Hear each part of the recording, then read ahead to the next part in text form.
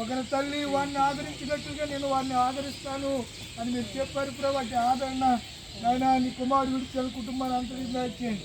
దైవ సేవకుల ద్వారా ప్రభు మీరు ఇచ్చినటువంటి విశ్వాస పరిమాణంలో ఇదిగో నీ దాసుని నాయన భూస్థాపన కార్యక్రమానికి ప్రభు అది చేసిన బిడ్డలు దైవజనులు, అభిషేకులు, పాస్టర్ గారు, మీకు దైవజనులు, సంఘ పెద్దలు, సంఘ నాయకులు, నాయన గ్రామమంతా సంఘమంతా ప్రభు చేరి ఇటు విశ్వాస పరిమాణంలో చేసిన కార్యం ద్వారా మీరు మహిమ పొందారు.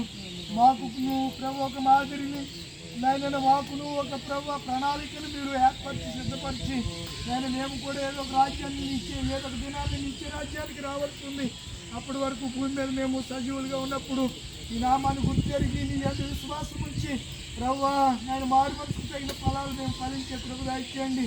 నిత్య నరకాటి నుంచి మేము తప్పించబడి నిత్య రాజ్యంలో ప్రవేశించడానికి భూమి మీద ఉండగానే మేము అందరం మారు మనసు కలిగి సిద్ధపడడానికి కృప అనుగ్రహించండి.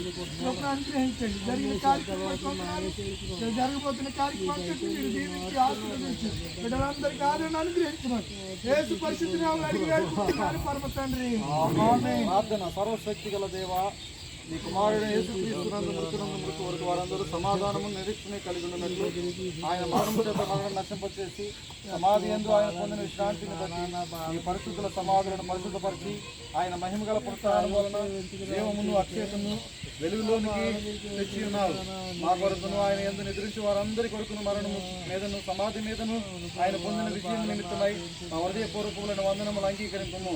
ఇంకను శరీరముతో మమ్మను భూమి మీద నీ కొరకు కనిపెట్టుకుని వారి యొక్క పరలోక మందుని చుట్టుకుని వారందరి యొక్క నిత్య సహవాస మందును పునరుత్థానము జీవనైనా నీ కుమారుడును మా ప్రభునైనా యేసు క్రీస్తుతోడి ఐక్యమందును కాపాడుమని నిన్ను వేడుకొనుచూ ఉన్నాము. ఆమేన్.